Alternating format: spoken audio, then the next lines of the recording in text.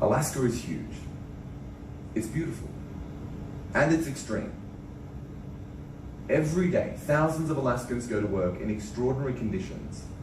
They risk life and limb just to do their job. They're ship captains, bush pilots, and fishermen. It's difficult work. And up here, it's dangerous work. Today, I'm going to tell you that the images you have of the people I'm describing, they're probably wrong. Shipping, fishing, flying, those are all jobs generally done by men, especially in extreme conditions, especially in Alaska.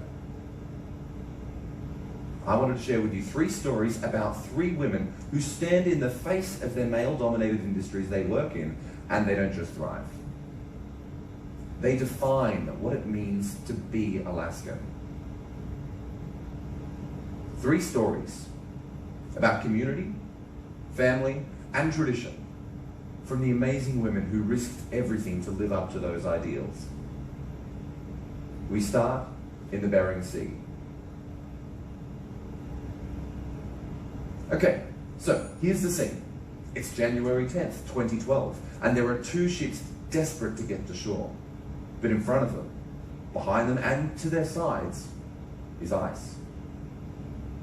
At the helm of the bigger ship is Captain Beverly Havlick, and she is on a mission to save a town. It's negative 19 degrees outside. The wind is howling. The sea is frozen solid with ice, and time is not on her side. If Captain Havlick can't get to port in time, then the more than 3,000 people that live in Nome, Alaska, won't survive the winter. Nome. It's a tiny town way up in mainland Alaska, right on the Bering Sea, just outside the Arctic Circle. It's so far north that we don't go there very often. There's only one road that leads out of town, and that just heads north into the icy cold.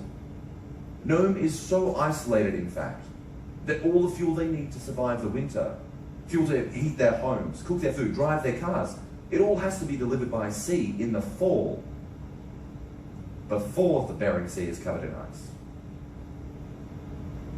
That year, however, a storm forced the winter delivery to be cancelled. By the time the storm cleared, it was too late. Now Nome is freezing to death. No one had ever delivered fuel through the sea ice in the entire history of Alaska. But one tiny Russian oil tanker called the Render was willing to try. Captain Havlick's icebreaker would have to keep her safe. Now, ice is dangerous for any ship, but for a small tanker, it can be disastrous. Ice that's only 6 inches thick is enough to destroy her propeller or damage her rudder, or simply just cement her in place. The ice on the Bering Sea, that was already almost 5 feet thick in some places. Then there's another danger. Ice conditions can become dangerous very quickly due to changing weather. If there's wind pressing upon the ice from hundreds of miles away, from the outer edge, it's like compacting a snowball. Ice would get so tight around the hulls of the ship. Without an ice-capable vessel, you could crush the ship with the ice around it, just like a tin can. Captain Havlick would have to break up that ice and create a safe passage for the Render to travel in. One mistake, and the Render could end up spilling 1.3 million gallons of oil into the Bering Sea. Nothing about this is easy. The ice moves. It shifts, as though it's trying to keep the ships from shore, as though it's trying to choke the life out of Nome itself. As soon as the Healy would clear a channel, the ice would close in around it, squeezing the trailing Render.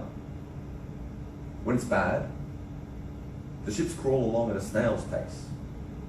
When it's really bad, they lose ground. Captain Havlick had been on the mission for 3 weeks. Nothing looked promising. There were moments where they were near misses, times when the ships nearly collided. There were moments where the wind-packed ice was too thick to pass through, and they contemplated turning around and leaving the render in the ice for the rest of the winter. At times, it felt like the entire world held its breath. A Twitter account was set up giving minute-by-minute details of their painfully slow process, and their messages were not pretty. Tough sledding in Nome. Little progress, still 100 miles from shore. The wind, ice, and current conditions remain a constant challenge. It wasn't just the environment that was working against them either. Remember, the Renda was a Russian ship with a Russian crew being escorted by a US military vessel. They were sometimes operating in windy ice conditions with a mere 60 yards of water between them. And to make matters worse, the captain of the Renda wouldn't even speak directly to Captain Havlik because she was a woman. The situation began to look hopeless. Even the New York Times reported, it is unclear whether she, the Renda, will ever make it. But Captain Beverly Havlik wasn't going to give up. Slow and steady. Day by day, they inched closer, fighting their way to shore. And then, something amazing happened. They found a rhythm.